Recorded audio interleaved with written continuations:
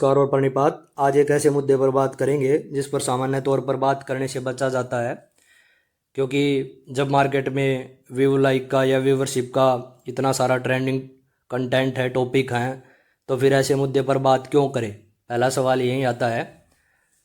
जब आप किसी ऐसे मुद्दे पर वीडियो बना के सफल हो सकते हैं जो अभी ट्रेंडिंग में चल रहा है, तो इस पर वीडियो बनाने से थोड़ा परहेज किया जाता है। लेकिन मैं इस मुद्दे पर डिस्कशन ज़रूर करूँगा, क्योंकि मैं किसी को मार्गदर्शन दे रहा हूँ तो मेरा नैतिक उत्तरदायित्व तो बन जाता है कि उसको जो परेशानियाँ या तैयारी के दौरान जो जो समस्याएं आ रही हैं उन पर भी बात कर ली जाए। एक अप्रोच ये हो सकती है कि जो पहले तैयारी करने वाला था या जो एस्पिरेंट था, उसको जो जो असफलताएं मिली या उसके जो जो अनुभव है, उनसे नए एस्पिरेंट को कुछ ना कुछ सीखने को मिलेगा, ताकि वे गलतियां जो उन्होंने की हैं वो ना करे। वैसे भी इतनी भागदौड़ भरी ज़िंदगी और गला काट प्रतिस्पर्धा चल रही है कि हर एक चीज़ को करके देखेंगे और फिर सीखेंगे तो जीवन छोटा पड़ जाएगा। और क्योंकि जो मौके हैं वो एक लिमिटेड एज तक ही मिलेंगे आपको, या नंबर ऑफ अटैम्प्ट हैं वो भी लिमिटेड है।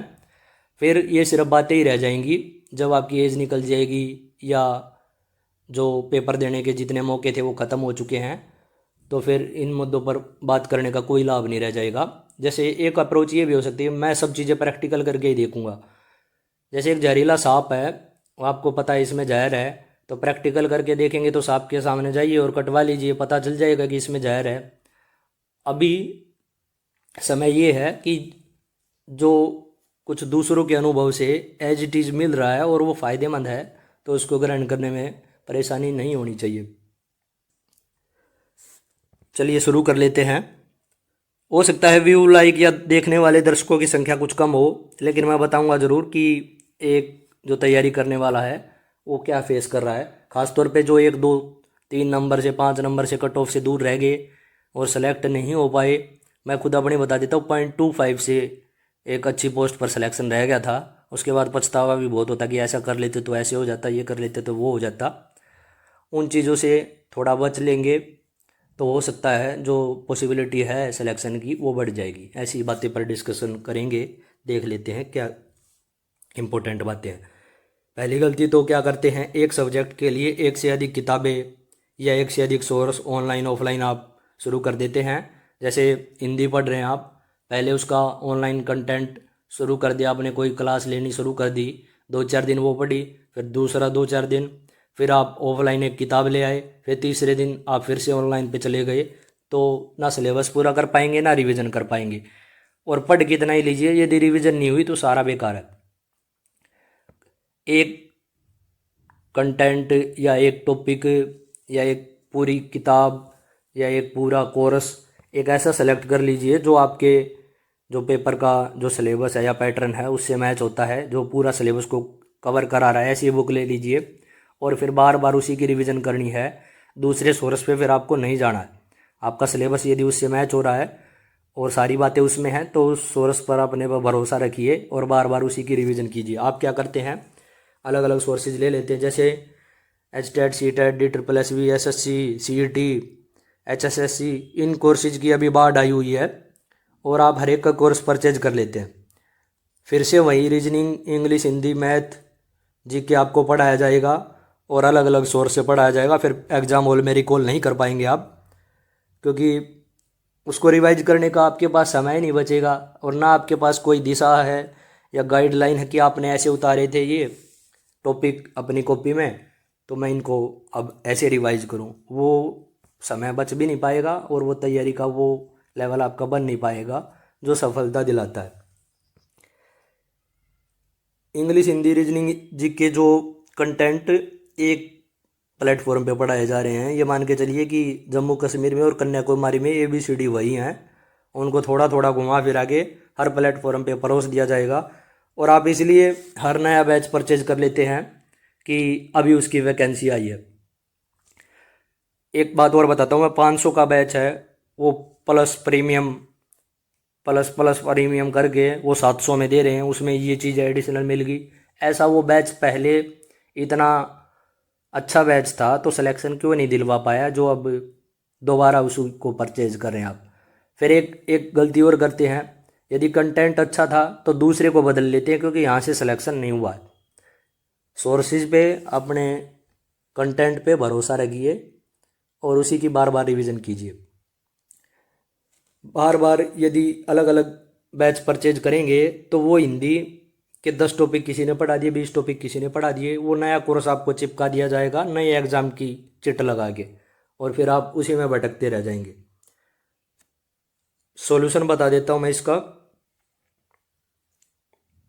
दूसरा सोर्स यूज नहीं करना है। जैसे आप पार्ट 1 तैयार कर रहे हैं, जैसे मैं टीचिंग एग्जाम का लूँ तो आप पार्ट 1 पढ़ रहे हैं, English, Hindi, math, reasoning, GK, कहीं से भी आपने पढ़ा था और वो आपका अच्छे से कवर हो गया।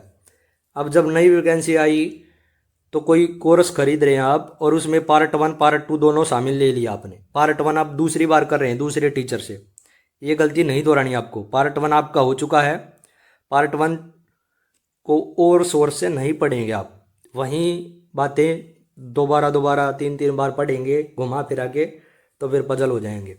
पार्ट 1 कर लिया है, स्पेसिफिक पार्ट के लिए कोर्स रेफर कर सकते हैं आप, अन्यथा फिर रिकॉल नहीं कर पाएंगे, ना याद रहेगा। जैसे एक एग्जांपल बता देता हूँ मैं इस गलती का भी। जैसे आप पढ़ रहे हैं 1857 की क्रांति,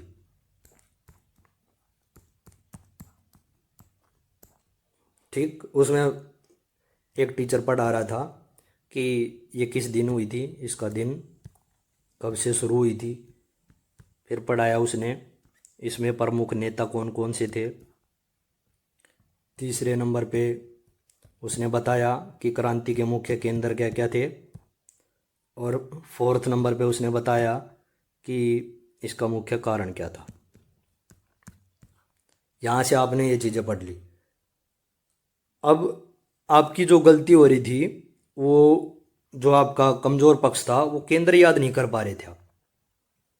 अब दूसरा बैच आपने ले लिया है और दूसरे बैच में उसने केंद्र पर इतना ध्यान ही नहीं दिया।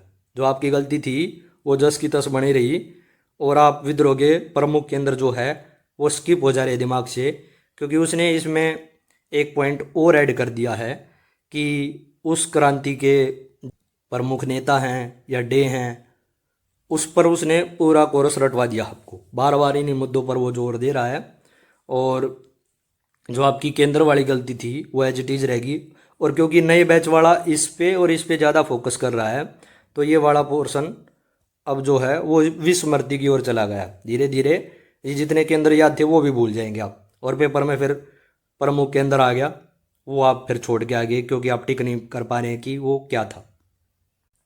और यदि ये एक और तीसरे के पास गए तो उसने इसकी जगह वे बातें ऐड करवा दी कि 1857 की जो विद्रोह हो गया था उसके बाद क्या क्या परिवर्तन आएगा, कौन कौन से डिसीजन या कौन कौन सी घोषणाएं की गई। जैसे 1858 की घोषणा की थी महारानी वाली, उसने उस पर जोर दे दिया। जो केंद्र का पक्ष था वो कमज़ोर रह गया था, दूसरे में भी जोर नहीं दिया गया, और तीसरे वाले ने तो फिर पैटर्न ही चेंज कर दिया। अब क्वेश्चन आ गया यहाँ से तो फिर गलत होने के चांसेस बढ़ गए। आगे चलते हैं।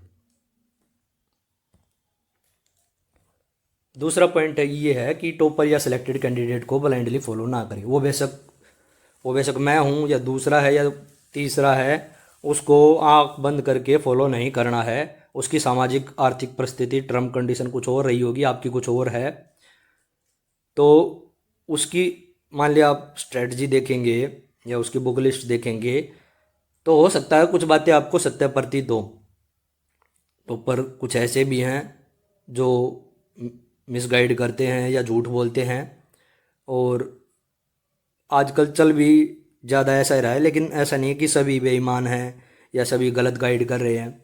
ऐसे भी ईमानदार टॉपर भी हैं जो रणनीतियाँ अच्छी बता रहे हैं, लेकिन ब्लाइंडली फॉलो करने का कोई मतलब नहीं है। आप उसको अपने हिसाब से अप्लाई करें, जो आपको बातें उसमें से ठीक लगे वे आप ले लीजिए और उनको फिर अपने हिसाब से एडजस्ट कर लीजिए। जैसे मैं एक उदाहरण बताता हूँ। जैसे आप सिविल सर्विस की तैयारी करते हैं और उसमें जो पॉलिटिकल साइंस की बुक है या हिस्ट्री की बुक है किसी टॉपर ने आपको बता दी, आपने 10 इंटरव्यू सुने उनके, 10 के 10 ने वो सोर्स ज़रूर बताया, तो इसका मतलब ये मान के चलिए उस सोर्स की जो विश्वसनीयता है वो बढ़ गई है, यानी सभी ने वो एक कॉमन चीज़ फॉलो की है, तो वो आप फॉलो कर सकते हैं। लेकिन वो टाइम टेबल बता रहा आपको, सुबह 4 बजे उठ कर पढ़िए, ये गाना सुनकर पढ़िए, जैसे आजकल वीडियो देख रहे हैं आप, वो टोटली टाइम ख़राब करने का माध्यम है। ब्लाइंडली फॉलो नहीं करना है। कुछ बातें जो आपको ऐसी लग रही हैं कि मेरे को नहीं पता थी और ये बातें सुधार में सहायक हैं, तो उन चीज़ों को आप नोट कर लीजिए या लागू कर लीजिए। और जो अभी गिफ्ट स्कीम जारी करके टॉपर को बुला के कि मैं तो यहीं से पढ़ा था, इसी सर मैडम के नोट्स पढ़े थे और मैं सेलेक्ट हो गया हूँ, फिर क्या हो जाता है, उस प्लेटफॉर्म के या उस कोचिंग सेंटर के जो दाखिला लेने वाले बच्चे हैं वो संख्या बढ़ जाएगी अपने आप, और वो उनको कुछ इनाम वगैरह डायरेक्ट तो ये कह नहीं सकते कि हमको ये दे दिया है, वो उनको सम्मानित करेंगे। वो सम्मानित एक कॉस्टली वस्तु या महंगी वस्तु होती है जो ये बताने के लिए उसको पर्याप्त है कि मैं यहीं से पढ़ा था, और आप फिर आँख बंद करके उसको फॉलो कर लेने लग जाते हैं और फिर उतना भी नहीं कर पाते जितनी आपकी परफॉर्मेंस पहले थी। तो दूसरी गलती ये नहीं करनी है, अपने हिसाब से चले आप। तीसरा पॉइंट ये है, यदि 2 एग्ज़ाम आपके साथ साथ हैं तो दोनों को समय दें। अब ये पॉइंट ऐसा है कि मेरा तो एक ही सपना, मैं तो एक को ही टाइम दूंगा। अभी जिस हिसाब से कंपटीशन चल रहा है, 35 लाख जो फॉर्म है वो एसएससी सीजीएल में भरे जा रहे हैं। किसी भी एग्ज़ाम में चले जाइए आप, रेलवे में भी बहुत ज़्यादा कैंडिडेट हैं। ऐसे समय में यदि 2 एग्ज़ाम आपके साथ साथ चल रहे हैं और उनमें कुछ कॉमन पार्ट है, देखिए पार्ट 1 तो कॉमन मिलेगा ही मिलेगा। ज़्यादातर एग्ज़ाम में इंग्लिश, हिंदी, मैथ, रीजनिंग जी के जो वनडे एग्ज़ाम है वो आनी है, और एक्स्ट्रा जो आ रहा है बस उसको बचा के रख लीजिए, कॉमन पार्ट की तैयारी कीजिए। एक एग्ज़ाम दूसरे एग्ज़ाम के 10 दिन बाद है, 15 दिन बाद है, तो जो गैप मिला आपको उसमें वो पोर्शन निपटा लीजिए जो दोनों में कॉमन नहीं था। जैसे मैं खुद की बताता हूँ, टीजीटी हिंदी का और टीजीटी एसएसटी का जो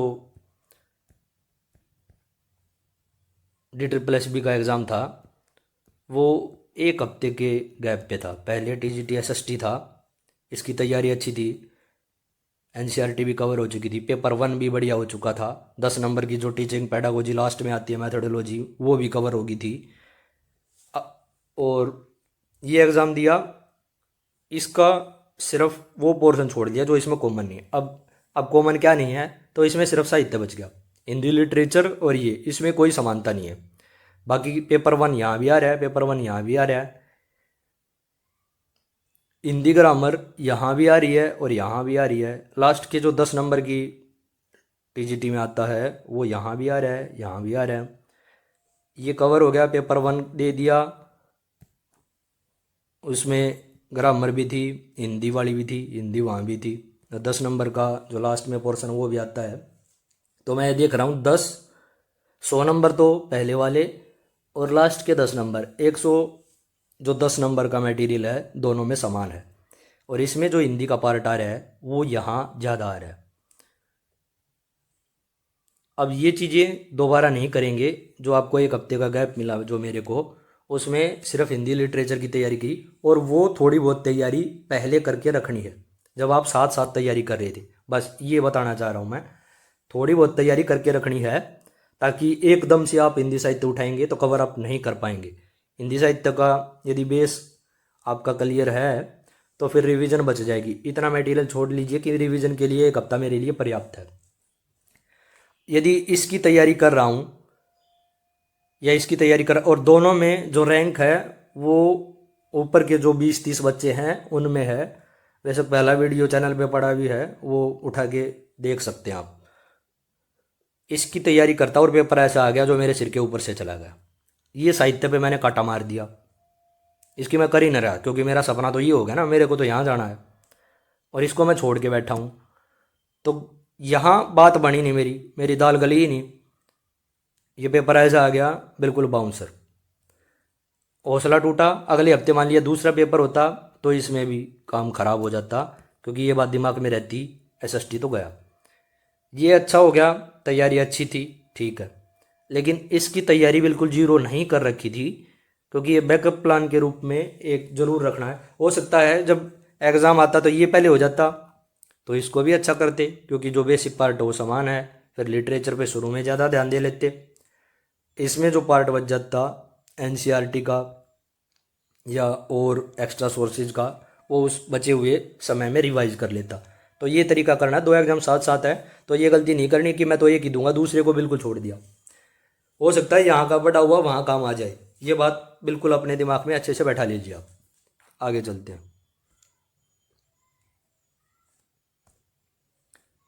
एक और पॉइंट है कि पीडीएफ बहुत ज़्यादा चल रही हैं, पीडीएफ कलेक्टर बन गए आप। एक एक से एक बढ़िया पीडीएफ आपके पास है। मेरे पास कोई इतने ग्रुप चले हुए हैं, जितनी चाहे मर्जी पीडीएफ ले लीजिए आप वहाँ से। लेकिन मैं ये कहता हूँ पीडीएफ से आप ना पढ़ें। कारण ये है, पीडीएफ सिर्फ कंटेंट देखने के लिए होती है, किसी बुक का किसी सोर्स का। वहाँ से पढ़ाई ना करें आप। एक दो अपवाद हो सकता है जो वहाँ से कुछ तरीके उसने मार्क वगैरह करके अपने नोट्स बना लिए, वो बहुत अच्छे भी साबित हो सकते हैं। लेकिन ज़्यादातर केसेस में पीडीएफ की लिस्ट बनी रह जाएगी, एग्ज़ाम आ जाएगा और वो रिवाइज नहीं हो पाएगी, क्योंकि 20-30 पीडीएफ। अच्छा ये पीडीएफ ये तो मैंने और कलेक्ट कर ली, ऐसे कलेक्शन से बचिए। और पीडीएफ से ना ही पढ़े तो वो और भी बेहतर उपाय है। अच्छा उपाय मैं ये बताता हूँ, पीडीएफ में कंटेंट देखिए कैसा है, फिर या तो बुक परचेज कर लीजिए या उसकी फ़ोटोकॉपी निकलवा लीजिए, बात इतनी सी है। और फिर उस प्रिंट को या प्रिंट आउट जो निकलवाए हैं उनको बार बार रिवाइज कीजिए। किताब से अच्छा सोर्स ये नहीं हो सकती है पीडीएफ, पहले ही बता रहा हूँ मैं। आप इकट्ठी करते रह जाते हैं और फिर मामला जो है वो गड़बड़ा जाता है। कंटेंट देखिए कैसा है, प्रिंट निकलवा लीजिए या बुक को परचेज कर लीजिए, सीधा सा सॉल्यूशन ये है। आगे चलते हैं। पीवाईक्यू की इम्पोर्टेंस को आपको समझना है। देखिए प्रीवियस ईयर क्वेश्चन, एक बात बताइए, यदि आप हिस्ट्री का एग्ज़ाम देने जा रहे हैं, पॉलिटिकल साइंस का एग्ज़ाम देने जा रहे हैं या ज्योग्राफी का एग्ज़ाम देने जा रहे हैं, एक आध मुद्दा है जो करंट में होगा, जो चेंज हो जाएगा, कुछ बातें हो जाएंगी चेंज, लेकिन ज़्यादातर पोर्शन वो है वो फिक्स ही रहता है। और एक इतिहास का पेपर देने गए हैं आप, उसमें नया क्वेश्चन क्या बना देगा? क्या वो 1757 की क्रांति, 1800 वो जो लड़ाई हुई थी 1757 की सिराजुद्दौला और अंग्रेजों के बीच में, या 1857 का जो प्रथम भारतीय स्वतंत्रता संग्राम हुआ था, उसको चेंज कर देगा कोई आज? वे बातें एज इट इज़ रहेंगी। तो पीवाईक्यू में नया सवाल कहाँ से बना देगा? वो या तो यूपी में आ चुका होगा वो सवाल, या दिल्ली में आ चुका होगा, किसी न किसी एग्ज़ाम में तो आ लिया, या बिहार में आ गया होगा, वो उत्तराखंड में आ गया होगा, हिमाचल में आ गया होगा, राजस्थान में आ गया होगा। उस टॉपिक से जितने सवाल आए वो मैंने सारे रिवाइज कर लिए, तो नया सवाल बनेगा कहाँ से? घुमा फिरा के वहीं से देगा। पीवाईक्यू इस लिहाज से सबसे ज़्यादा इम्पोर्टेंट चीज़ है। यदि आज भी किसी ऐसे एग्ज़ाम के लिए मेरे को बता दिया जाए कि ये एग्ज़ाम देना है, तो मेरा पहला काम ये होगा, सिलेबस एंड पीवाईक्यू। समय कम है तो ये दो अचूक अस्तर हैं जो आप कभी भी चला सकते हैं और हर बार फिट बैठेंगे। तो पीवाईक्यू को अच्छे से पढ़ना, और नीचे सॉल्यूशन जो दिया हुआ होता है उसको तो और अच्छे से ध्यान में कीजिए, क्योंकि घुमा फिरा के क्वेश्चन वहीं से आना है। ये बिल्कुल इमरजेंसी का पॉइंट है। कुछ भी तैयारी नहीं है तो उस एग्ज़ाम के पीवाईक्यू को लगा के चले जाइए, कट ऑफ के आसपास आप चले जाएंगे। अगर आपके बेसिक क्लियर है तो देख लेना। आगे चलते हैं। सभी नए बैचेस परचेज ना करें, इसके बारे में मैं बता चुका हूँ। हर दिन नए नए बैचेज आ रहे हैं और आप ये देख के कि नया बैच आया है, अच्छा इसको भी ख़रीद लेता हूँ, क्योंकि ये पुराने स्टूडेंट के लिए ना कुछ डिस्काउंट आया है 70% का, 90% का। ये गलती ना करें। जहाँ से जो सिलेबस आपका आ रहा है वो रिवाइज हो चुका है या आपने कवर कर लिया है, तो अब इसकी रिवीजन ही बाकी है। नया कोर्स आया है, वो इतना अच्छा कोर्स था तो नया कोर्स लॉन्च करने की ज़रूरत क्यों पड़गी? वहीं कोर्स उसी एग्ज़ाम के लिए, सीटेट के लिए आपको अलग पढ़ाया जा रहा है, एचटेट के लिए अलग पढ़ाया जा रहा है, जबकि दोनों में अंतर जो है वो ग्रामर का और थोड़ा बहुत जो साइकोलॉजी का पार्ट है उसके एस्पेक्ट थोड़े से चेंज कर दिए जाते हैं।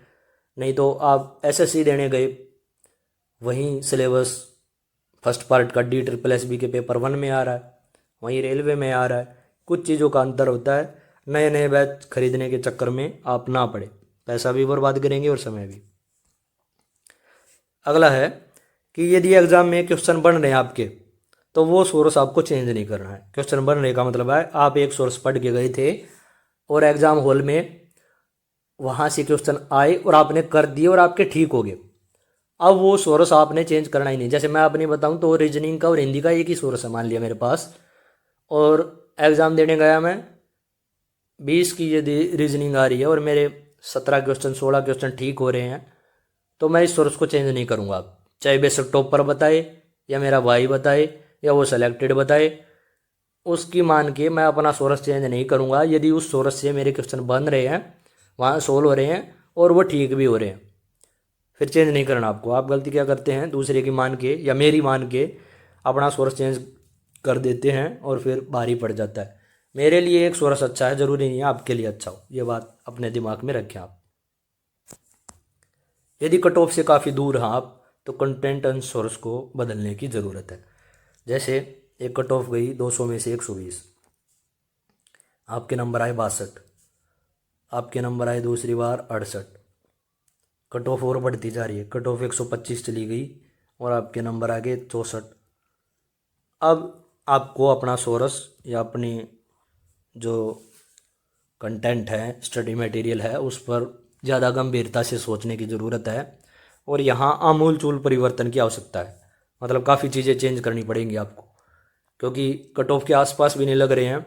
इसका मतलब जो चीज़ें आप पढ़ रहे थे वो काफ़ी दूर हैं, ये बात ध्यान में रखें। यहाँ आपको बहुत सारा परिवर्तन चेंज करने की ज़रूरत है। जैसे पिछला पॉइंट था कि बन रहे हैं क्वेश्चन तो चेंज करने की ज़रूरत नहीं है, यहाँ चेंज करने की ज़रूरत है क्योंकि आप कट ऑफ के आसपास भी नहीं है।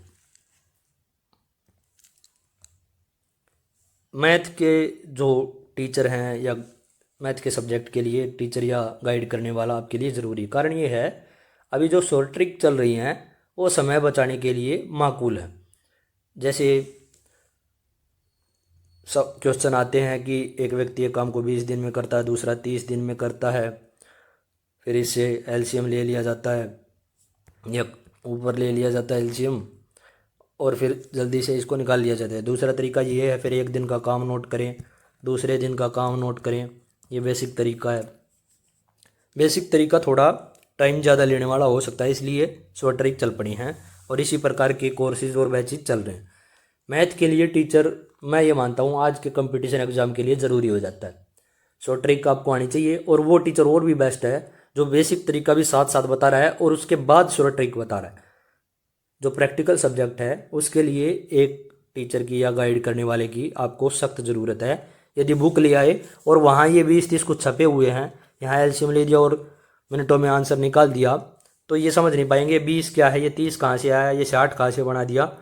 वहाँ आपको एक टीचर की ज़रूरत पड़ रही है और आज के लिहाज से मैं ज़रूरी भी मानता हूँ कि एक गाइड करने वाला प्रैक्टिकल सब्जेक्ट में आपके पास होना चाहिए।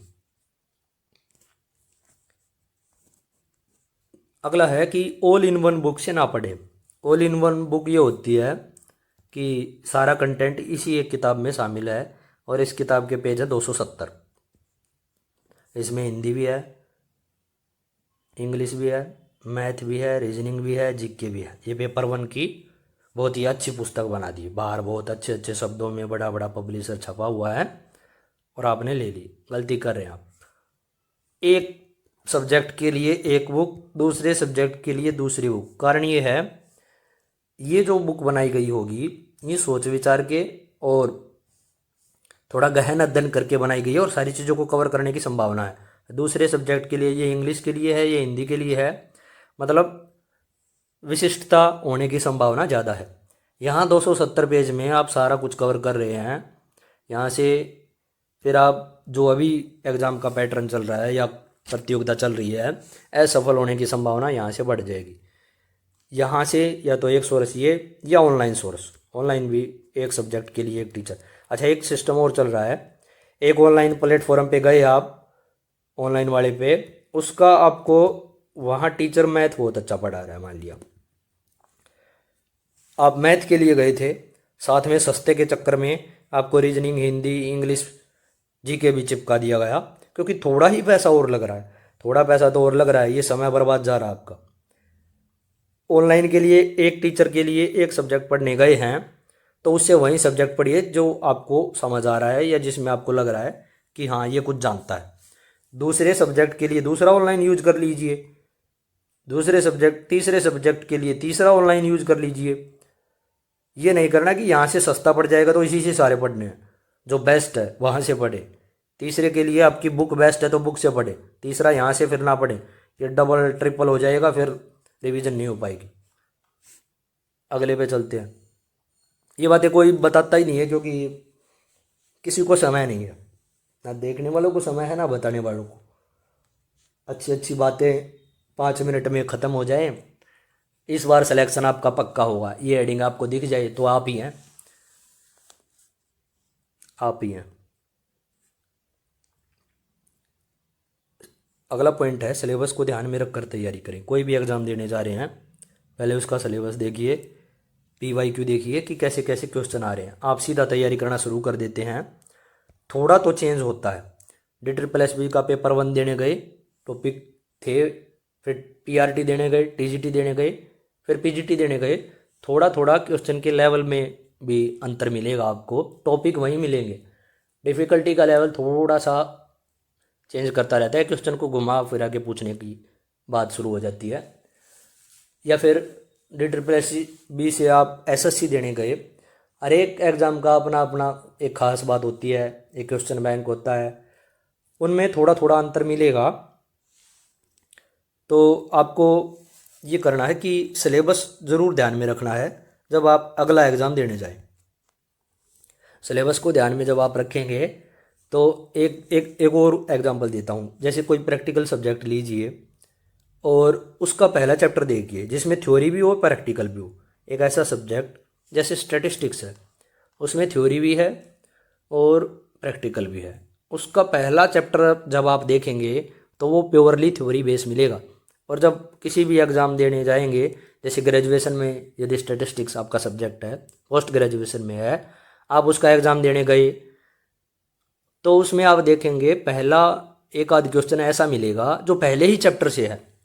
क्यों? क्योंकि सिलेबस में वो लिख रखा था कि बताइए स्टैटिस्टिक्स से आप क्या समझते हैं, इसकी क्या उपयोगिता है और इसकी क्या इम्पोर्टेंस है, क्या यूजेज हैं आज के लिहाज में, और सब्जेक्ट से इसकी क्या संबद्धता है। संबद्धता मतलब बताओ औरों से ये कैसे रिलेटेड है। वहाँ पहला दूसरा क्वेश्चन ही आपको ये मिलता है। तो इसका मतलब ये हुआ जो सिलेबस में मेन हाईलाइट टॉपिक है वहाँ से क्वेश्चन ज़रूर छप रहा है। अपनी 10वीं 12वीं की तैयारी को ध्यान कीजिए और उसका पहला चैप्टर थोड़ा स्मरण करने की कोशिश कीजिए और ये बताइए या ये सोचिए वहाँ से क्वेश्चन पहला ही छपा था। ज़्यादातर केसेज में अप डाउन हो सकता है, अपवाद हो सकता है, लेकिन क्योंकि वो उस सब्जेक्ट को डिनोट कर रहा है, सिलेबस को डिनोट कर रहा है, मेन हेडिंग है सिलेबस की, और वहाँ से इसलिए क्वेश्चन आया। तो सिलेबस को ज़रूर ध्यान में रखें जब भी कोई एग्ज़ाम देने जाए।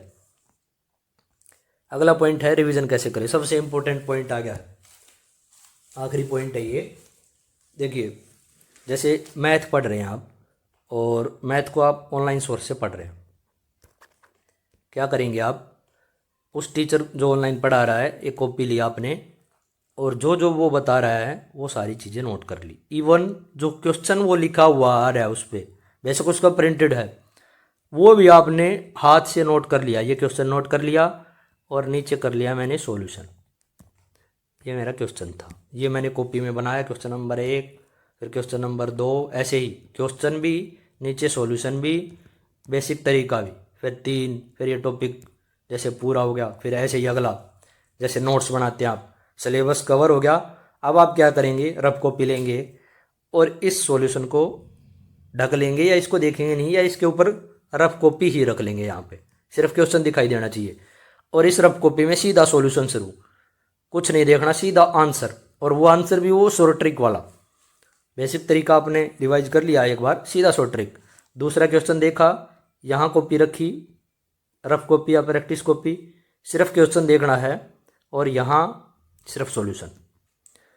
अब क्या होगा, आपको ना किताब की ज़रूरत है ना कुछ और। किताब के लिए क्वेश्चन ये रहा, प्रैक्टिस कॉपी में या रफ कॉपी में सिर्फ शॉर्ट ट्रिक की प्रैक्टिस लगातार जितनी ज़्यादा हो सके उतनी बार ऐसे रिवीजन करनी। और किसी क्वेश्चन को ले लीजिए, जीएस का क्वेश्चन है, जीके का क्वेश्चन है। पहला क्वेश्चन देखा आपने, आपको नहीं आ रहा है। दूसरा देखा, आपको लगा ये तो बहुत आसान आ गया, हलवा क्वेश्चन आ गया। तीसरा तुक्का मार दिया आपने, ABC, जो भी आपको लग रहा था जब आप पढ़ रहे थे उस टाइम की बातें बता रहा हूँ। पहला आपको आता नहीं था, इसको मार्कर से या पेन से हाईलाइट कीजिए। दूसरा आपको आता था, ये तो बहुत आसान है, इस पर कोई निशान मत लगाइए। तीसरा जो आपने तुक्का मारा था, फिर पीछे आपने आंसर देखिए और वो तुक्का गलती से ठीक हो गया। अब आप इस पर भी मार्क करेंगे, ध्यान दीजिए इस बात पे। जो क्वेश्चन आपको आता है ये तो मेरा कभी गलत हो ही नहीं सकता है, उसको छोड़ दीजिए। जो तुक्के से ठीक हुआ वो, और जो बिल्कुल आता नहीं है उस पे मार्क करते चलिए। पूरी बुक से निकल जाइए ऐसे करते करते। जब दोबारा आए तो मार्क किए गए पे और जो आपने तुक्के से किया था उस पर फोकस कीजिए, इसको छोड़ दीजिए। ये होता काम को घटाना। फिर धीरे धीरे उस बुक में लिमिटेड क्वेश्चन बच जाएंगे, या ऐसे इतने ही क्वेश्चन बच जाएंगे जिसकी रिवीजन आप आसानी से कर पाएंगे।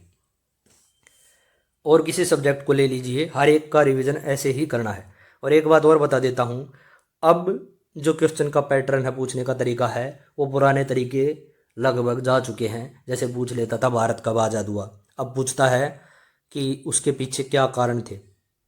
कोई क्रांति पूछी आपसे, उसके पीछे कारण बताइए। कोई बात पूछी है, कोई साइंस का सवाल पूछा है, इसके पीछे क्या कारण है कि ऐसा होता है, ना कि आप रटें या उस पर तुक्का लगाएं। इस लिहाज से क्वेश्चन, और जो पेयर वाले क्वेश्चन हैं आजकल ज़्यादा पूछने लगे हैं कि 1 ठीक है, 2 3 ठीक है, कोई भी ठीक नहीं है, या 2 युग्म ठीक है, इनमें से एक युग्म ठीक है, कोई भी युग्म या पेयर ठीक नहीं है, ऐसे सवाल ज़्यादा आ रहे हैं। तो तैयारी को थोड़ा सा एडवांस करने की ज़रूरत है। उम्मीद है बेहतर तरीके से बता पाया हूँ। थोड़ा समय ज़रूर लगा है, लेकिन मेरी कोशिश ये थी कि वे बातें जो एक तैयारी करने वाले के लिए उपयोगी हो सकती हैं वे बताने की कोशिश की है। ये 8 मिनट में भी ख़त्म हो जाते हैं 12 पॉइंट, और वो अच्छा लगता क्योंकि समय बच जाता, लेकिन उसमें वो बातें नहीं बता पाता जो बतानी ज़रूरी थी। वो अच्छा लगता, व्यू अच्छे आ जाते और लगता कि वाह कमाल कर दिया, लेकिन वो था कुछ भी नहीं। ये वे बातें हैं जो काम आएंगी, जो ज़रूरी हैं, जिन पर डिस्कशन नहीं होता है। कुछ गलती भी रही है तो उसके लिए क्षमा प्रार्थी हैं, इंसानी हैं। तो तैयारी करते रहिए, शुभकामनाएं आपके साथ हैं। धन्यवाद।